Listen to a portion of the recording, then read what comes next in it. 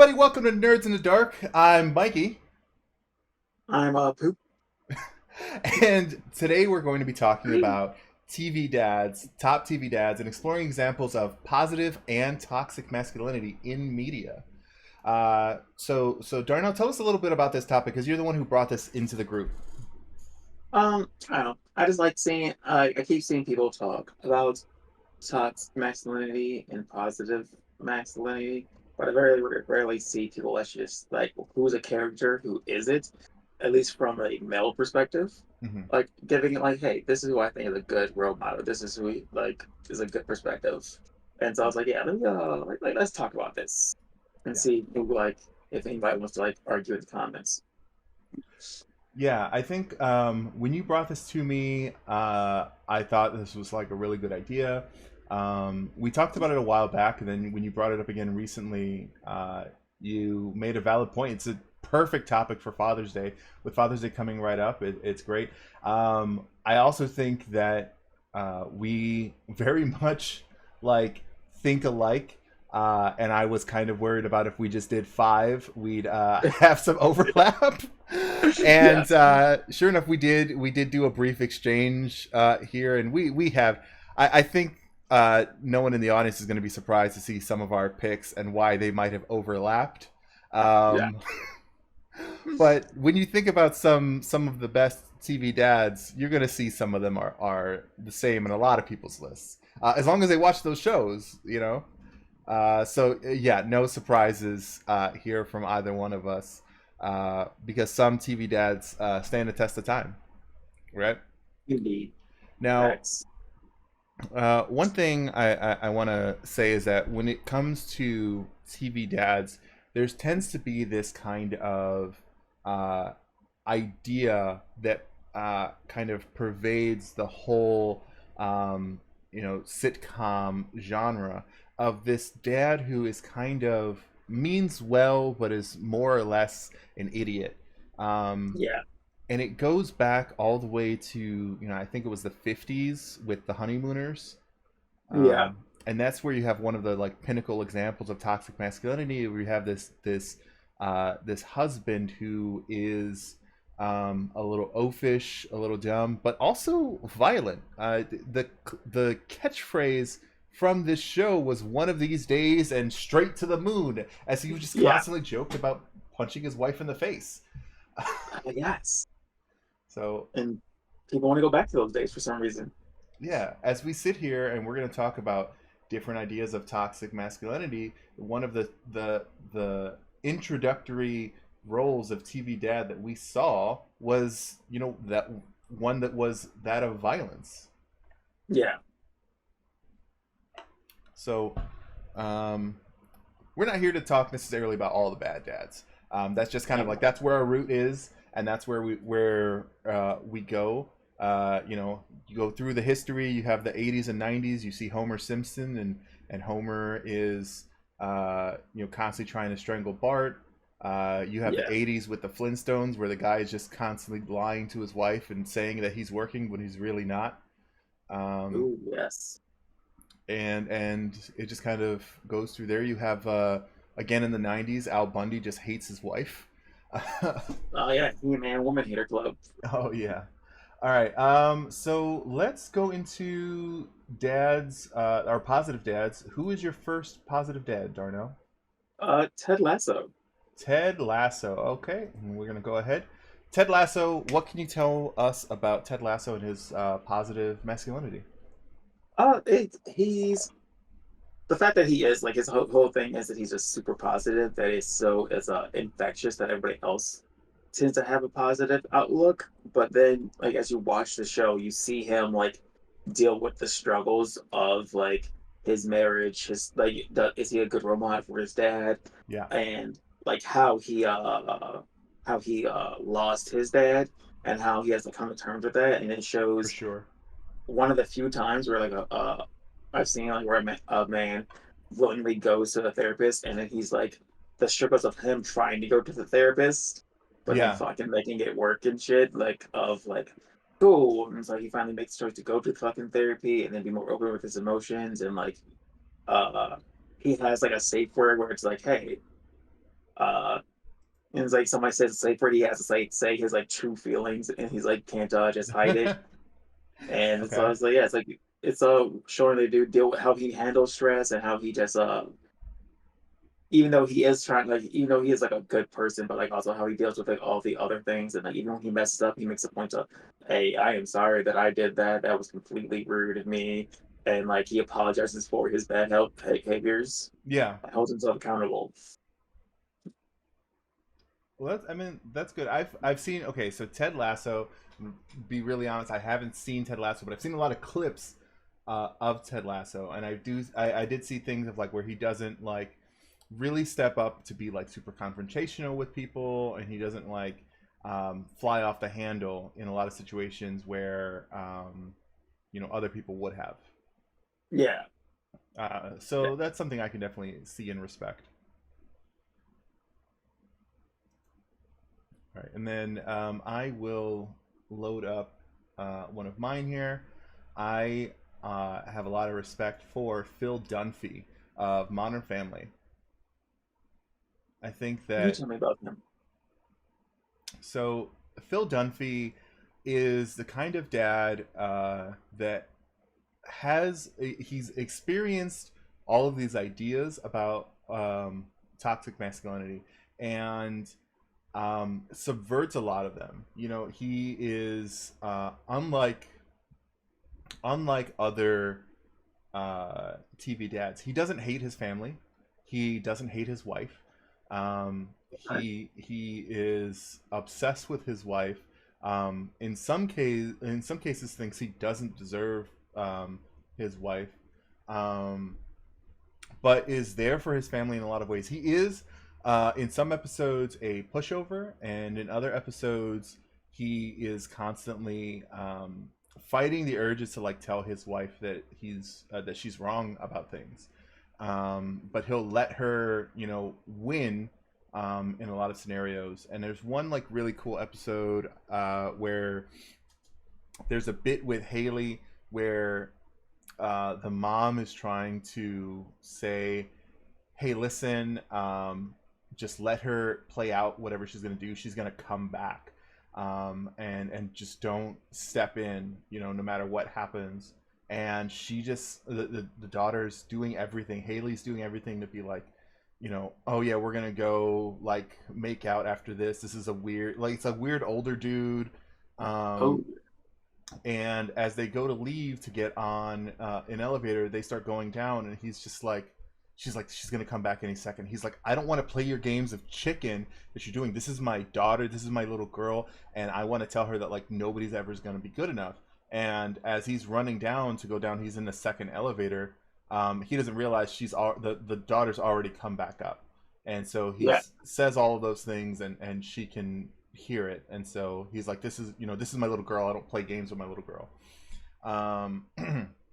And I thought like, overall he really just kind of exhibits behavior that doesn't say he's not too much of a man for anything. He just exists and loves his family. That's really nice. And it's like Yeah, I've yeah, only, yeah, I think I watched like the first season, but I never watched like super into it. And it was like, it's like, oh, it's like, I'm yeah. glad he like stayed a decent person throughout the series. Yeah, I think if you go through like later episodes, you might see some like really nice stuff, or even like go on TikTok because like people do edits of like like good dad Phil, and Oh like yeah. yeah, and then you see those clips and you're like, oh shit, you're like, I haven't even watched the show and I'm fucking crying. Oh yeah. That's when you know he's a good dad. It's like, oh. Yeah. It's like, oh, Okay, okay. Who you got next? I got Hal from Malcolm in the Middle. Hal from Malcolm in the Middle. Yeah, like dude just was just solid. Like he Yeah, he absolutely loved his wife. And he was like, no, not afraid to true. show that he loved his fucking wife. But like he stood by her side, like he didn't like try to like fucking sneak and like tell the kids one thing and did another, but at the same time he's like he was like strong for his like I remember like there's like an episode where like they were like in some financial decision because whenever they not. But like Yeah, he's like in like he waits and goes out to the garage and like lets out like a few tears and it's like, okay, like what am I gonna do? I'm gonna figure some things out and like Yes. we're gonna make this happen. But like for his wife, because he knows like both of us being stressed out doesn't solve anything. Right, So like right. you can like right now, you're always the strong one. Right now, I will be the strong one. You like let out, let loose, let your emotions flow, and I'm gonna be like strong for you, so you can like have your emotions and not have to think the world is entirely crumbling down around you right now. It's like, oh, like they were like decent parents. Like they actually like genuinely loved their kids. Like he was never like condescending to his kids. It's just Right, like, hey, right. we just know who our kid is. Like that one's smart. That one's going to get into some trouble, and that one's kind of a tattletale. But like, I know who the fuck you are, and I'm like, I'm not shaming you for who the fuck you are. Yeah. Respect for like, trusting his kids, trusting his wife implicitly, and then asking for the same in return. I remember there was an episode where some woman came up and she like confessed to Lois that she like tongued her husband, Oh yeah. and he was like, I would never do such a thing, and she's like, oh, but she told me, and he's like, well, you're gonna believe this random drunk woman over me? And he's like, it's hurtful, like not in a gaslighting way, but he was like, it's Yeah. extremely hurtful that you just wouldn't come to me about this, and you wouldn't like, because I do remember in that episode Lois tried to use like a backwards form of like communication, and she was like, yeah, I think it's funny that she like confessed to me as like a thing. It's like, I don't have anything to confess, and he's like, but it seems to me like you want me to confess something, so like you just tell me what I did, you know straight communication. It was great. I liked that, that he was about it. And then I also remember there's an episode where he made a mistake. And we don't know what the mistake was, but he immediately runs in the kid's room and he's like, who wants to make $5? I need Oh somebody to yes. take the fall. you know and you hear Lois in the background screaming, oh my god, and he's like, please. And they go, make it 10, and he's like, you're a good son, I got him, honey. He's like that's good. I was like, yeah. Like he's like you know what? I'm not being a yell guy, but at the same time, it's like, look, Right, I right. love you guys, No, he's but he's a he's a good one. I've fallen in the sword for a lot of times for you guys. I'm gonna need you to fall in the one for this one for me. All right. So my next guy is Bert Hummel, who is one of the dads in Glee. And I think Okay. where he falls a little bit different on this list is that he does fall into the everyman category, right? Okay. He's a blue collar worker. He's not the smartest guy in the room. Half the time that his son is talking, he doesn't know what his son's talking about, but he is supportive. Yeah. Um, and so when his son comes out to him, he is very confused. He doesn't really know what he's doing, you know, but he knows that he wants to be there. Okay. Um, and I think it's like that meme coming out of like, he doesn't exactly get it, but the spirit's there.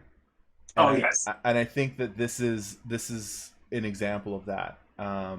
While he doesn't know everything that's going on, there's an amazing scene where um, uh, Finn makes a derogatory joke towards his son, and he immediately steps up and he's like, "This does not happen."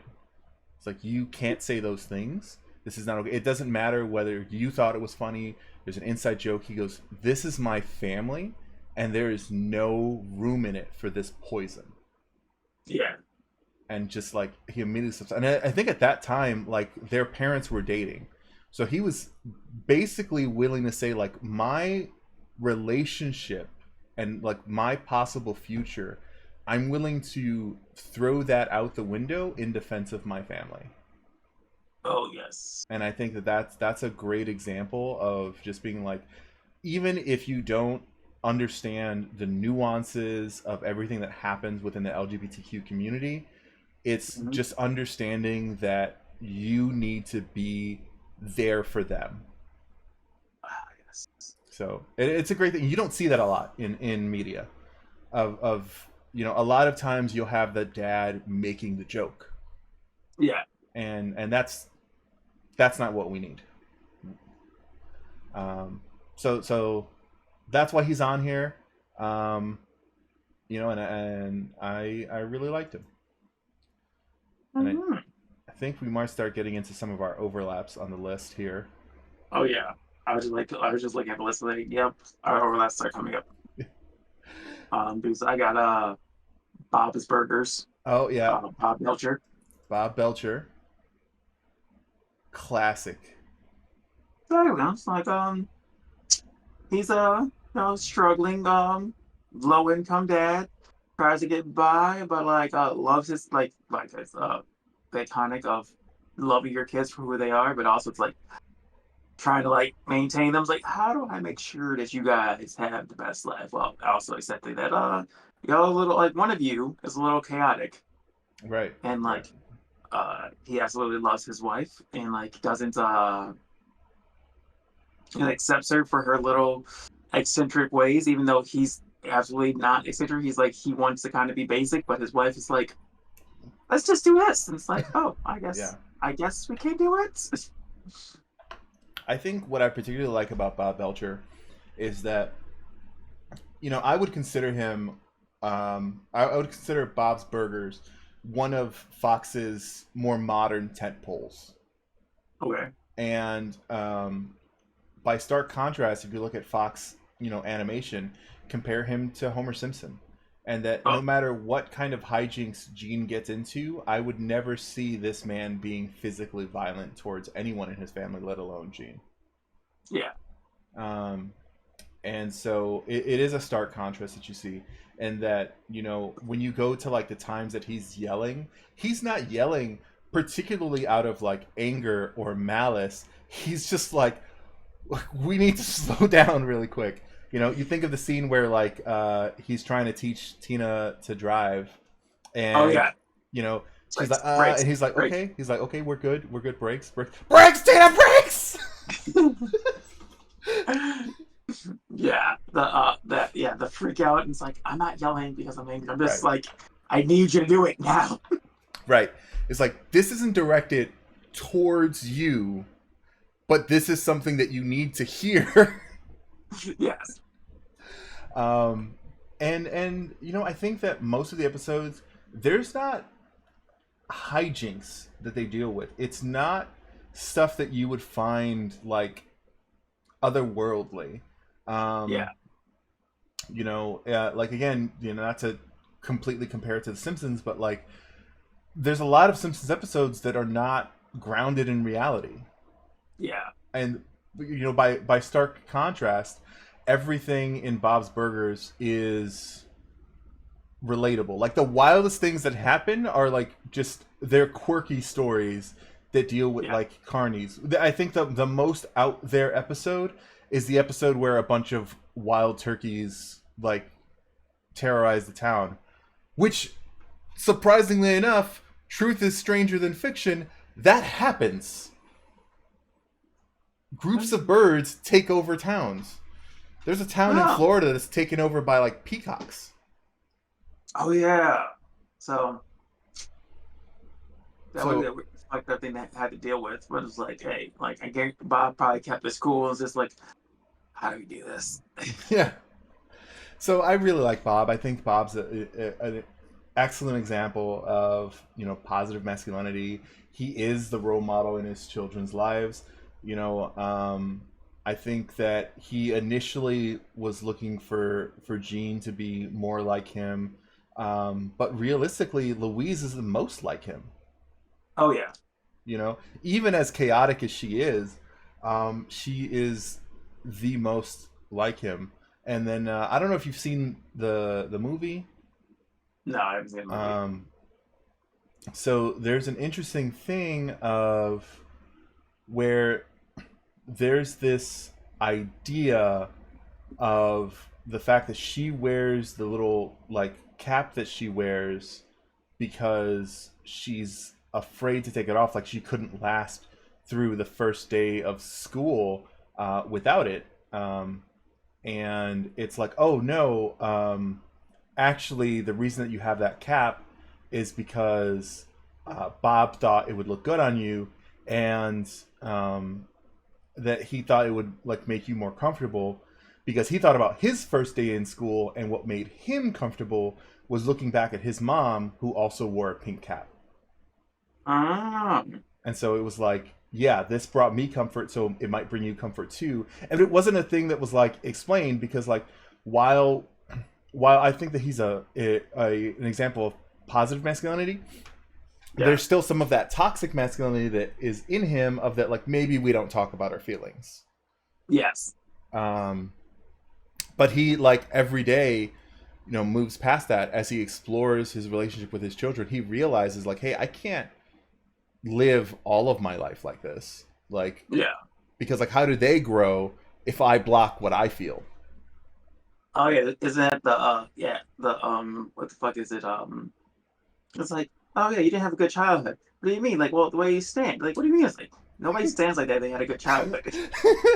Yes, exactly. It's a thing of like, but it's such a great small moment because so many of us are either ourselves currently discovering the trauma of our youth Oh yeah, or speaking with people older than us who are now currently experiencing trauma of their youth where they'll yeah, tell you a story and you're like, oh no baby, you were a victim, exactly. It's like, you know. that's not um as scary as you think it is. right. um and then as a complete side note, I just want to say how funny it is when people who experience trauma growing up tell a Hmm. story to people who have Oh not experienced trauma, and they completely stop the conversation. They're like, are you okay? And it's like, no, this is the funny part of the story, let's keep it moving. yeah.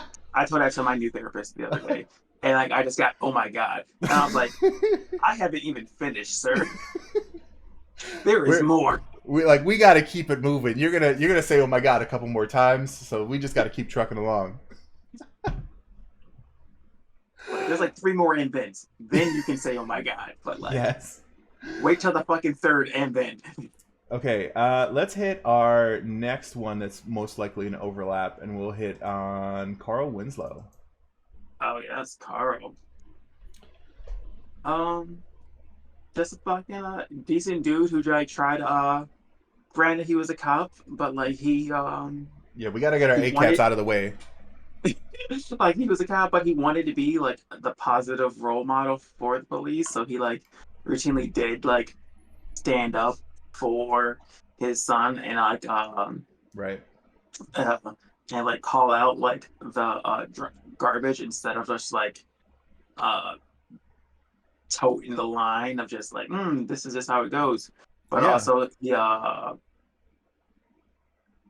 he also made a point to like when his like when like that like the few episodes that were like his son did get in trouble with the cops. He like you weren't doing shit right. Like don't let me fucking out here showing my ass because like sometimes like you're still a kid and sometimes you have to show off and it's like okay you was doing everything you did right.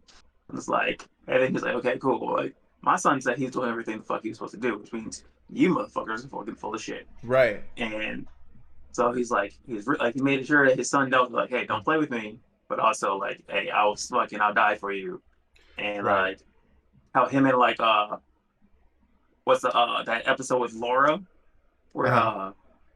they discovered like didn't give her the rich like the his a used diamond ring, and he Uh had huh. to kind of come to terms with like like being held accountable, and it's like, oh shit, you know what? I deserve to sleep on the fucking couch, and I was like, oh okay. Like I like how like granted it was like in the later seasons, but the fact Yeah. that he's like he realized he fucked up and he's like, I'm punishing him. I'm gonna punish myself. Like, you know what? I'm gonna sleep on the couch until you tell me it's okay. I'm not gonna ask. Like, you just come down and tell me when I'm done being fucking punished because I deserve Yeah. every bit of this punishment for doing some dumb shit like this. Now, I will say one thing that I like about Carl Winslow is it's not just what you do. as a role model for your family directly, but what you do for community. Yeah, And we can speak all day about like what he did as a father, but yeah, the way that he took in Urkel, you yeah, know, because this was a neighbor kid who he initially found like annoying, yeah, but like when he realizes, when he looks at like his home life and is just like, oh, this is like why this kid is here every day, he like accepts it, and he's like, this kid is a part of the family now, yes, and it's still going, and like a lot of it was like played for laughs and like some of the awkwardness, but like he fully accepts this kid into his family, like even though it's just like, yeah, a lot of the time you're creeping on my daughter, yeah, um but he's just like, yeah, no, like community, and this is something that like I would say is almost exclusively a POC thing, yeah, because like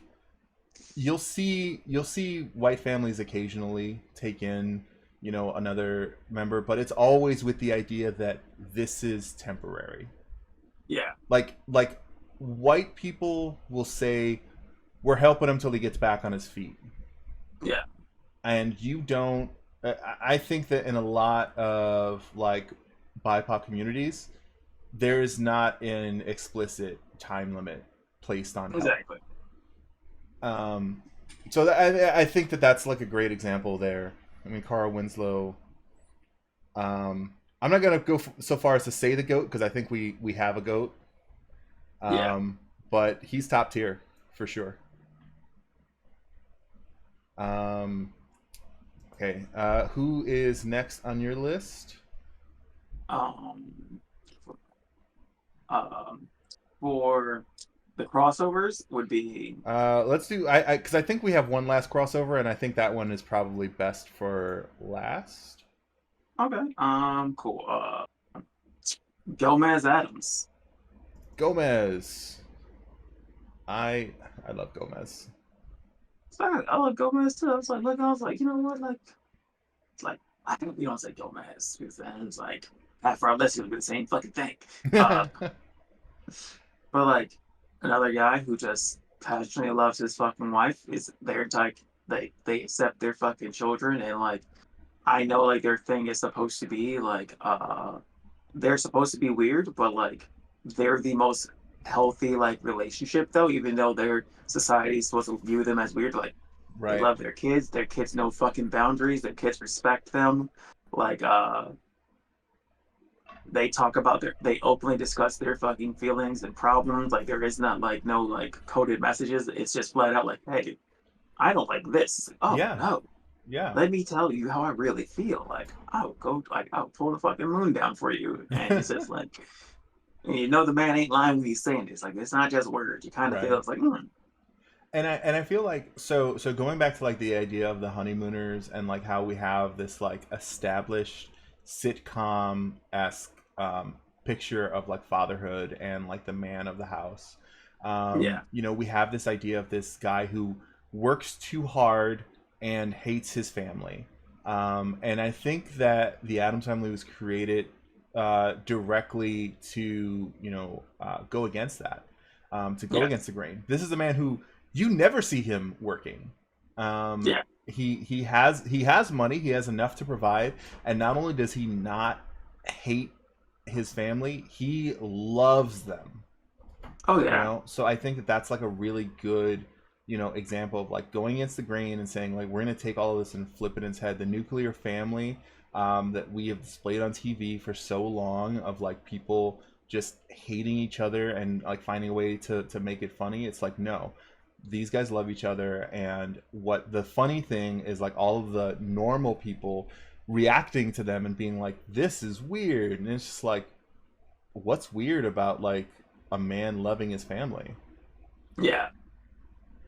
So I Like think that like it was a really good subversion of expectation to take this idea and flip it on its head and just be an incredibly positive example of like how people can show each other love and be accepting. It's a beautiful thing. It is a beautiful thing. Plus, it gave us Morticia and Wednesday, Uh, and you know, those are iconic characters.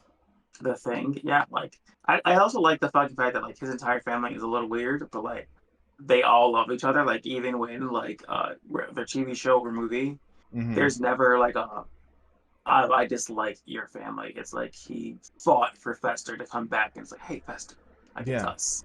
Like, why are you acting so weird? Like, we love you, your family. Like, yeah, and like, there's never that I hate my mother-in-law fucking thing. yeah. Like, even when like they had questionable views about somebody who came into the fucking family, they eventually grow to love them once they grow to love them. Right. It is one of my only gripes with Wednesday, the show on Netflix, Oh yeah. is that out of the gate she's like, I fucking hate this family. Oh shit. See, Yeah. like I kept forgetting to fucking watch it. Um, And so like well, I've seen like some things were like problematic. I was like, oh, I think like if you watch it, I think like overall you'll enjoy it because they don't fall into like the tropes that you'll see because like a lot of shows get like Riverdale, um, okay. and this show doesn't fall to that. It gets like a little bit of like um, kind of like Scooby Doo villain of the week vibes, but Um, um, I think I, the thing that had me troubled was just how much she didn't vibe with the rest of her family. Um, she like cares deeply for her brother, but the show serves like as an exclusionary thing. It's just Wednesday. You don't see a lot of the rest of the family, and like when you do, it's antagonistic, and it's so weird. Because Gomez and Morticia, they're loving on her, but she's just like, I don't want anything to do with you guys, which is just so like antithetical to like what we know of the Addams family. Um, yeah. but other than that, I mean, it was a good show. I mean, like, I'd say 7 or 8 out of 10. Like, I would definitely Okay. recommend it. But just knowing that it's not necessarily the Adams family you know and love. Got you. Okay. Next for me is Marshall from How I Met Your Mother. Okay. Um. So, where he's a little bit different is that he by the end of the show he is a father, Okay. but you don't see his kind of like interactions necessarily with the child as much. So it's not like he's necessarily a role model for the child, but I think he's a great example of positive masculinity to the audience, right? He Okay. is not afraid to express emotion. He deals with things in a lot of ways that we either dealt with or would deal with as we like get older. He faces this idea of like whether he wants to, like he initially wanted to be an environmental lawyer and then Oh ended up yeah. working for corporate law, um, which was like complete opposition of where he wanted to go in life. But the money was there. And I think a lot of Yes. us have faced that, like what we want to do versus what we're capable of doing and like how we're earning money. Mm-hmm. And he also faces like multiple times like questions about whether or not he can further his career or support his wife. And Oh. most of the time chooses to support his wife instead of furthering his career, um, because he realizes that it's not all about him, that he's in a partnership, and so he makes sacrifices, and then he also again is not a pushover, um, because when it comes time to face the reality of that he has made sacrifices and his wife Lily has not, he actually steps up and says that. He says, hey, we, I made this decision this is what I want to do. I think maybe we don't go to Europe for a year so that I can be a judge. I've always wanted to be a judge, and I sacrificed for you in these times.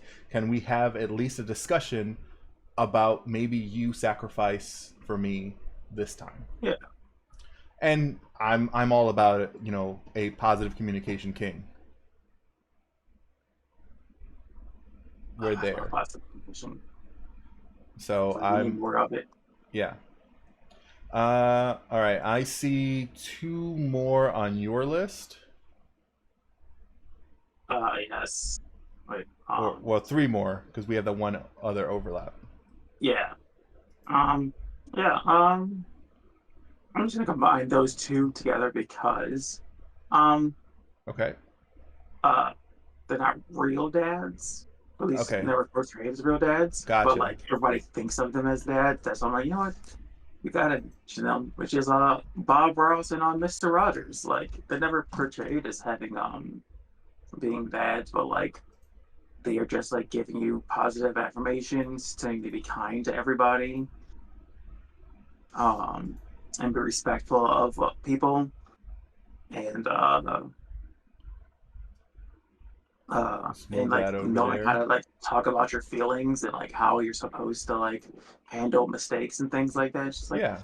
everybody's dad who's ever like just sat in front of PBS and watched TV. Like they're everybody's dad. And nobody's like, if you find a flaw with these motherfuckers, something's wrong with you. Yeah. I know that like a lot of people have looked at both Bob Ross and Mr. Rogers and said this is who I like this is the positivity that I aspire towards. You Yeah. know, happy accidents, you know, do good for other people, and just you don't have to be perfect. You just need to be you just need to want to be better. Yes. And I respect them a lot. I think, and as someone who rocks a Bob Ross haircut, I can respect it. So that's definitely a thing. Um, they're both good. Like you said, not TV dads, but had that dad role. Yeah. Okay. So then we're on our last one. Then best for Yeah. last of the good dads. Yeah. Uncle But Phil. no, I think you have two more. You guys, we have Uncle Phil, and then we have somebody else on yours. Let me double check my list because I may not have downloaded the photo. Um, uh, I'll take a look here. Um, oh, I forgot to talk about the other one. Okay, so we'll skip Uncle Phil and we'll go Yes. to Dan Connor from Roseanne. So Dan Connor for me is definitely one that um, I think is on the line, right? Yeah. He is another kind of working everyman in Chicago burbs, right? It's like Southside Yeah. Chicago burbs. Um, so he was probably the most relatable for me growing up, um, in that like he seemed like you know every dad I knew growing up. Yeah. Um, but he doesn't hit his wife. He is a person who struggles with finances Yeah. and works the job, works hard, um, and there's trouble that happens where he doesn't understand things, because he like grew up traditionally, Yeah. uh, but makes the attempt. Yes. You know, um, there's a lot of yelling that happens in the way he raises, um, but it's not necessarily, I would say, like in a specific like masculinity issue, because both of the parents in that show are extremely loud and yelling. Oh Um, yeah. so it was like I don't think it's anything where he has to be like the big macho guy. Oh But no. they do explore it in times where he isn't working and isn't bringing stuff to the table. Like Roseanne is she's the one, bringing money to the table, and he feels like insecure. Um, Yeah. and then he also, like, there's a really good episode where, despite the fact that he's never been violent at any other point in the show, there's a scene where um, the aunt, uh, Becky, is it Becky? Yeah. Yeah, Yeah. she's a victim of like domestic violence, Yes. and he doesn't say much of anything. And they're like, "No, Dan, don't worry about it. I'm fine."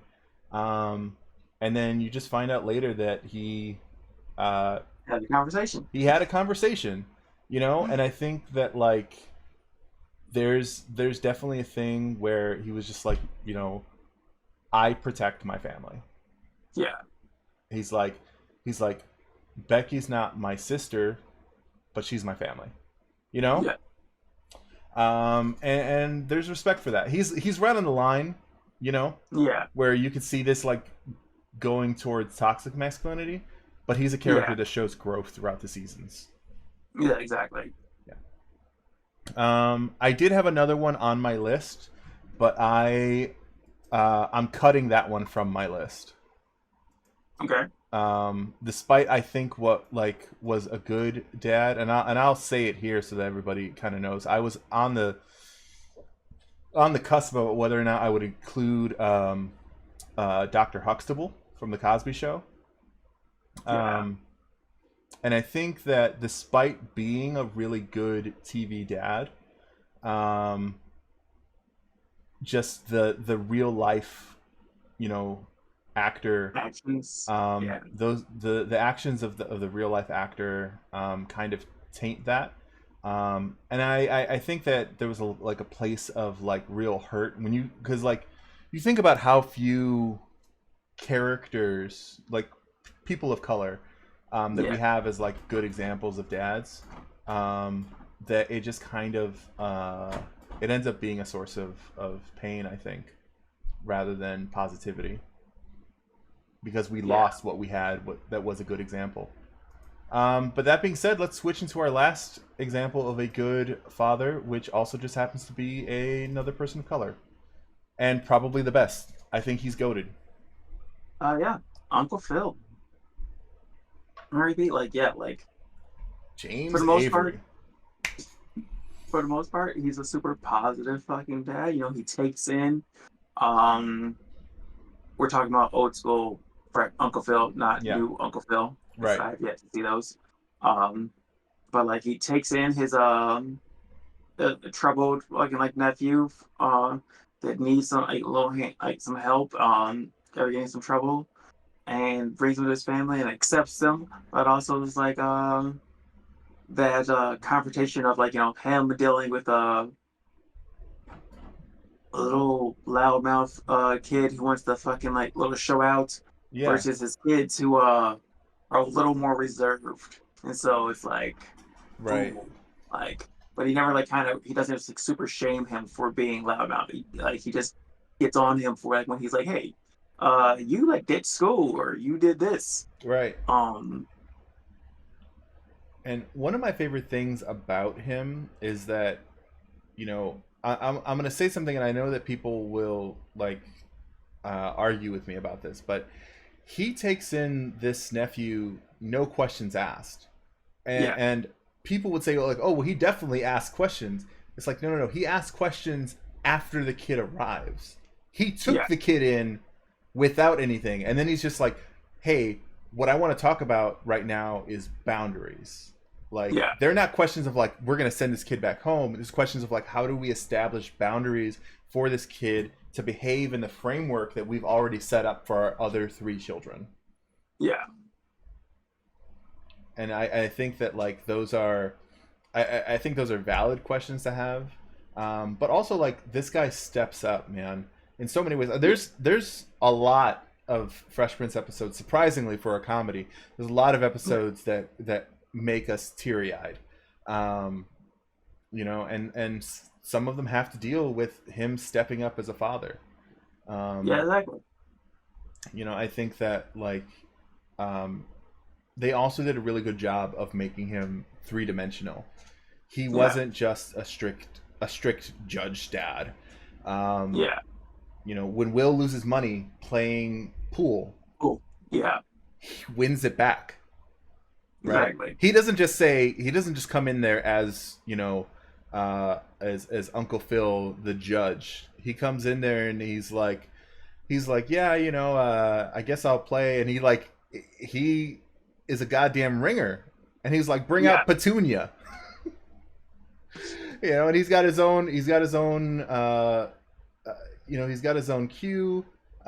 It's fucking great. And then, oh god, the episode where uh Will's real dad goes to abandon oh, him again, yeah, and he starts talking to him, and um there's an excerpt, or an interview, um where Will talks about this scene, yeah, and um that James Avery was always like a mentor to him in terms of like how he should approach some of this stuff, because Will was new to acting, and yeah, and Avery was like, he had done Broadway, so it's like these guys, like he knew, he was experienced. And I remember that yeah. after the scene, and he goes and he does that big hug after Will says, "Why doesn't he want me?" Um, he said that James whispered in his ear, and he says, "No, that's acting." Mhm. And so like that's like just a really cool scene, like both knowing that like how powerful that scene was, Yes, from an audience perspective, but also knowing that like he was stepping in as a mentor there, not just in the scene, but yes, through the scene. yeah, um so I got a lot of respect for James Avery, and a lot of respect for Uncle Phil. yeah. Um, because I like the thing I liked about Uncle Phil is like the only violence you ever see him do is when somebody disrespects his fucking family, mainly Hmm. to, and like people who will consider him quote unquote equals, like who they talk down about his family, like he puts them in their fucking place, but then brings up violence. But also with Jazz, like whenever Jazz says something stupid about his daughter, he just is like, hey, look, like I know you like her, but if you're not gonna be respectful, I'm just gonna throw you out the fucking It's just house. a straight yeet. Exactly. It's like, hey, it's like he is using violence, and so it's like, oh, like that is a little problematic. But at the same time, he's like, if Jazz had just kept his mouth shut, now he would still be in the house. now do you think that was, because here's the thing, I think it was Uncle Phil throwing him out, but like the head canon that I have is that it was the butler every time. Because I think that's way funnier if he's just like, my man. You know what? I think it's like 50-50. They just rock paper scissors for it. Yeah, yeah, yeah. So, I think that's like a good one. All right, okay. So we've covered our positive dads, and I don't have slides for the toxic masculinity, but let's go through our super toxic negative examples. Um, Um, we have a few. We're not as many. yeah. Um, I I just wrote down two okay, because Bad Boys. So Bad we're bringing Boys. that back up Will Smith Uh and huh. Martin Lawrence. But like, yeah, like them and what is it? It's one, right? Where he like the daughter goes on a date, or is it two? The daughter goes on a It's date. two where the daughter goes on a date. Yeah, two. So like they go on that fucking date, and it's just like well, like all three of them have problematic. All three movies have problematic, but like Yeah. that weird toxic masculinity where you have to threaten the date with violence because it's like, or you're gonna like harm them, and it's like your daughter's not a property. They're a human being. Like Right. you should, as old as they are, you should have trusted them to make smart decisions. Right. And also, just like you shouldn't have to fucking like you shouldn't be scared. Like that's a weird thing to do, especially to a minor. Right. Of like, oh yes, if you don't bring her home, I'm gonna fucking hurt you. And it's like, that's weird. Right. And then also, there's a lot of it that's rooted in both not just the toxic masculinity, but like closeted homophobia, Yeah, exacerbation of the criminal justice system, and it's systemic oppression, right? Because like they immediately start going, and they're like, you ever been with a man? You want to, you know? Yeah, It's like you ever been to jail? Drop the soap, all those jokes that they make that are just rooted in systemic oppression. yeah, Um, and that's where you have to kind of go back and say ACAB again, because like of course we're talking about cops. And yes, yeah, so they as black men threaten another black man um, with jail and rape. yeah, and that, So yeah, yeah, and then not to you know like not to beat a dead horse, but like the character that Will plays in that scene is like just another like caricature of a black man, you know. yeah, Uh, so that's like it's like multiple levels of toxicity that's going on in that scene. exactly. Yeah, and Yeah. like it, like regards to family, that thing runs through all the movies with at least um yeah, like at least with Will Smith's character. Like Mm-hmm. Martin Lawrence's character, I guess kind of like gets out of it, but like Mm-hmm. throughout all of them, like he's like kind of like derogatory or just like doesn't really respect women as Yeah. people or a little problematic and shit like this. And then like in three, it's like revealed just like some woman broke his heart, and so he just became decided to stay a piece of shit towards women. I'm like, that's a oh okay, so that's fucking weird and problematic. Yeah. And So his whole thing of trying to be presentable of like what is a man? It's like man can't be seen in a minivan. Like why yeah. not? Yeah, it's like super negative, and they like the stuff that they say here of I all of these tropes that like Martin Lawrence falls into, and then Will Smith just makes fun of him for it. And Will Smith is supposed to be seen as like the good one. Yeah, yeah, he's the cool guy. Like he's the Right. cool one, and like Martin's the lame one. I'm like, oh, but like Martin's taking care of his family. Like, Right. granted, he like in one he gets that like he's jealous that his wife's cheating on him, but then I was like, hey, that says something about you that you don't trust like your best friend or your wife, and like Right. that's like grounds for like just like, hey, we have a proper conversation on why I feel this way, and Right. not you just overreacting trying to break into your own house. And for the record, a minivan's a practical vehicle. Exactly. Like it's a legitimate vehicle. More people need minivans than they do pickup trucks. Right. Minivans are they're less carbon emissions. It's designed for the highest occupancy. You know, that's as close as Yeah, you can get to like taking a bus. exactly. So respect the minivan. All right.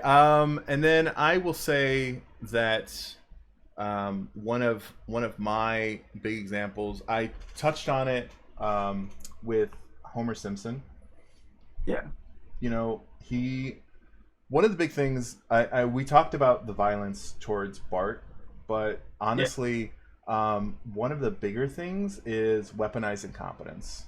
Um, yeah, and that term gets thrown around a lot lately for like really small things. Um, yeah, but like Homer Simpson is kind of like a prime example of weaponized incompetence. He can't be bothered to like clean the house, take care of household duties, help raise the kids yeah, because he will fantastically mess up everything he does. So it forces Marge to step up in so many ways because that's what it is. It is weaponized incompetence. He can't touch something without it exploding. And it's yeah, played for laughs. In the same way that like they hook him up to a lie detector, and they're like, "Hey, this is a simple lie detector. We're going to ask you some yes or no questions. You just answer truthfully. Do you understand?" He says yes, and the machine blows up. And yeah, it's played for laughs, but like the real world, the real world consequence is that this is something that men do all the time. yeah, Men who fuck up washing the dishes so bad so that their partner never asks them again. They yeah, fuck up the laundry and mix up colors, somehow bleach the darks, so that the wife Yeah. says, "I'm never going to ask you to do laundry again because you fucked it up so much." And these kind of things, when they accumulate over time, results in a very unhealthy and lopsided roles of responsibility, um, and it's ultimately unhealthy. Um, Yeah. so I think that Homer's a bad example of toxic masculinity that goes in the opposite direction. It's like it's not bro culture. It's not where he believes it's the woman's job, but his Yeah. actions make it the woman's job. Yeah. Because like he just chooses not to do like anything and makes it just like, okay, like, well, inaction is just as bad as just doing being a piece of shit. Right, right. Um, and then I have another one that I touched on briefly was Al Bundy, who is a Yeah. person who actively hates his family. Um, one of Because he my ruined his dreams. Yeah, that he couldn't be the football star he always wanted to be because his wife ended up pregnant. Yeah. Peggy ended up pregnant, and so he was stuck with the kids. Um, and it's one of those things that, like, the Married with Children is a very poignant show for the time that it came out, and one Yeah. of my favorite jokes from the show is, one day Peggy walks in and she's like, "Hey Al, did you miss me?" And he says, "With every shot so far." And Yeah. while that in itself, as in a vacuum, is a really like funny joke to me, Yeah. um, it's a display of like how he just like constantly would belittle his wife and his children. Exactly. So he wasn't a great example of any type of positive masculinity. As you said, he started the He-Man Women Haters Club. Yeah. Um, he would constantly put down. I think that, like, when I think of people like uh, Andrew Tate, I have a Yeah. picture of Al Bundy in my mind. Exactly. Because you have to ask the question with a lot of these dudes who like, oh, I ain't what a real man is. It's like you're not giving the vibe that you like women. You just like a hole. Yeah, yeah, And it's like, oh, like go sleep in the corner and read some books, like yeah, bell hooks to start. yeah. Um, So yeah, a lot of that just kind of comes down to like that negative feelings towards women. And then I'll say, okay, the last extreme example I have, this is going to the far extreme of toxic masculinity, is Omni Man from Invincible. oh yeah, he's like he gave the appearances of being a decent dad, but then just like ulterior your motives. Yeah, and I think it does serve as like a good like allegory, Yeah, because a lot of times when we talk about like abuse, it's the perpetrators of abuse hide in plain sight. yeah, So it is an interesting thing to see this person who is regarded as like the hero of the world, and is constantly helping people, has this outward appearance of a really good dad, and it's all a facade that immediately breaks when he realizes that he's not going to get his way. yeah, um, and so Omni Man, sets out. You have this like little bit of backstory that you get, that he comes from this area that is toxic masculinity personified. They killed half the population to determine who was on top, and yeah, then spread those ideas. And it kind of goes down to like where we have toxic masculinity, right? We have toxic masculinity, we have the patriarchy, then we have the hierarchical nature of society, right? And how that all kind of forms downward and creates the isms that we have in the world, right? yeah, And so we have the Viltrumites who exist in this not necessarily patriarchal but toxic masculine power structure, where yeah, they decided to say, okay, fuck diplomacy, fuck democracy, we're going to kill each other, the strongest rise to the top. And then after doing that and forming their society with only the survivors of half their planet, decided to go out and colonize.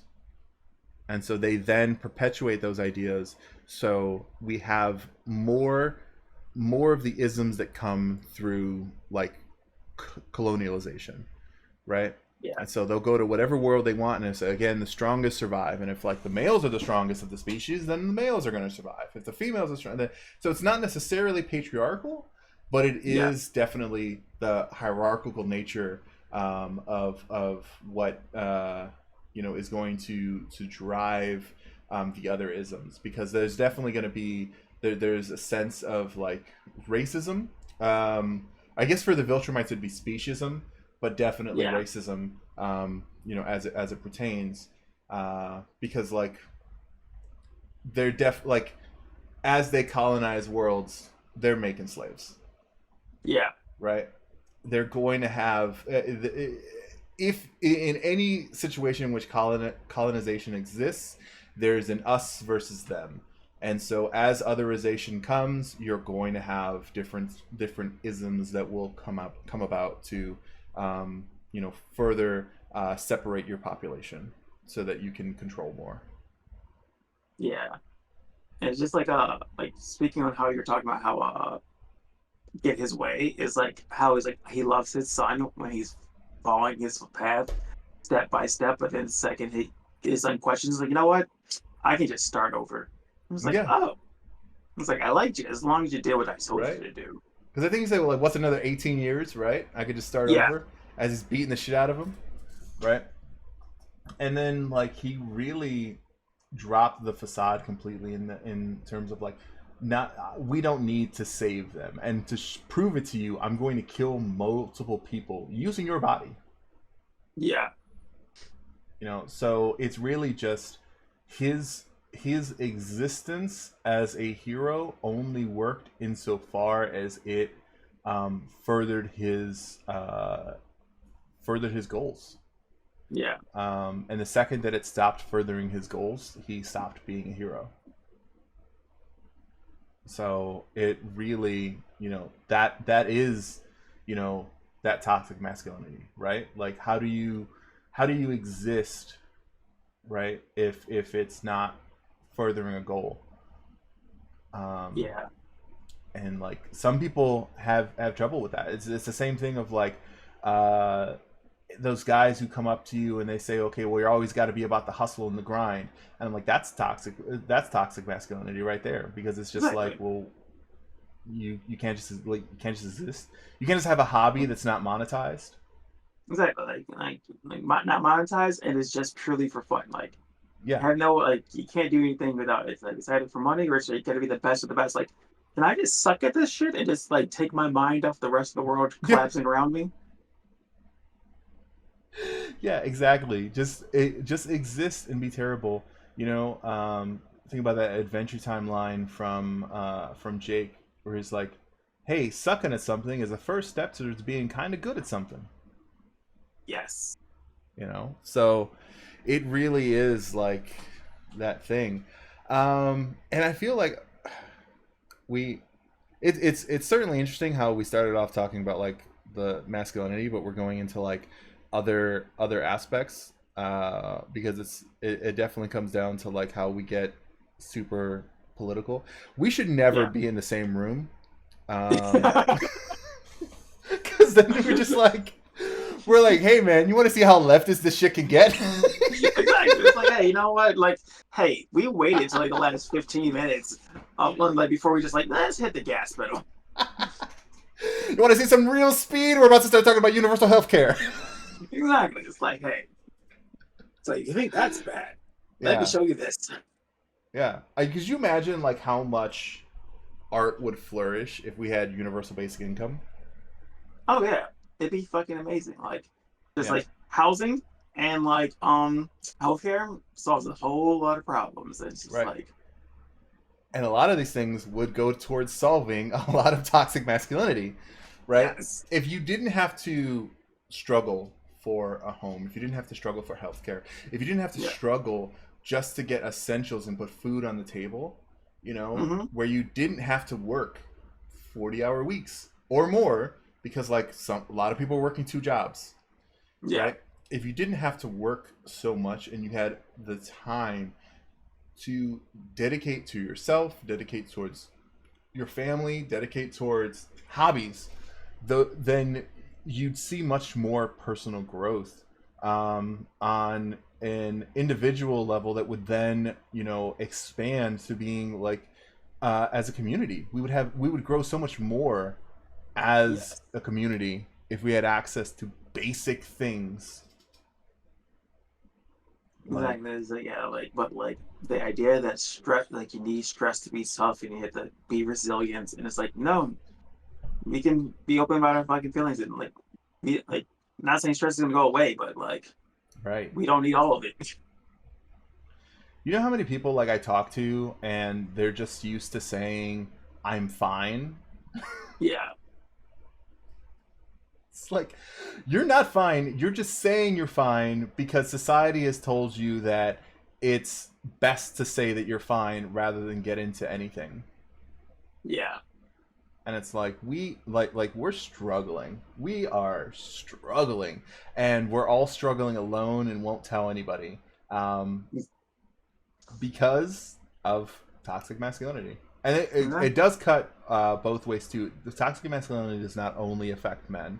Um, yeah, it does largely affect women in professional spaces, right? Because they're meant to follow suit of like how the men behave. So uh, women yeah, who express their feelings in ways that men don't are often seen as like too emotional or too reactive.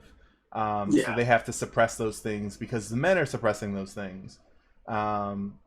So it cuts even further than just like how it affects men. yeah. Like being a man doesn't have to be lonely, and not talking about your emotions, and Right, right, we can like we can talk about our emotions and come together, other right, than without trying to be like hustled. right.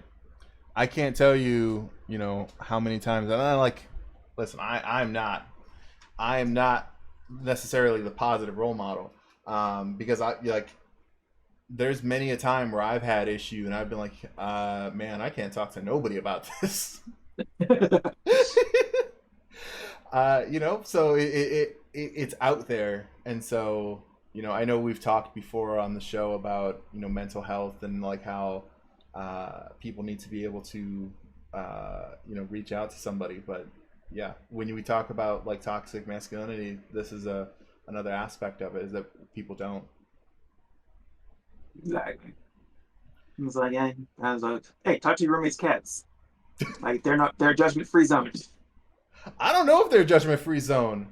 Like, I don't know if you've heard, because I'm gonna have to probably edit out the audio. But like, little man's been jiggling the door back here for like the past half hour. So that's not judgment free. This man hears me in here, and he's just like, I want to be a part of the conversation. You're like, you need comfort. Let me help you. So, I mean, these cats are they're a little wild. All right. Any final thoughts we have on the subject of dads and positive and toxic masculinity in media? I know that we stand on Uncle Phil being the goat.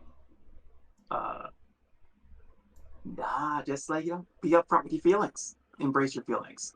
Your feelings are Embrace good. your feelings.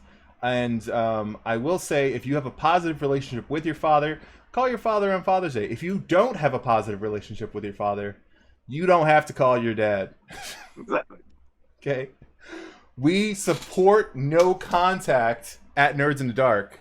Okay? Because Oh yeah. that's positive communication sometimes is no communication. And I fully support that. Set those boundaries. It's Set okay. boundaries. Don't call people. You don't even got to send them a text. You know, I've always said, if your father wants to speak to you, if any member of your family wants to speak with you, it doesn't have to be on holidays. Call me on a fucking Tuesday, my guy. Yes. That's how I know you actually want to be engaged. That's it for us. Thank you for watching Nerds in the Dark. Goodbye. Adios.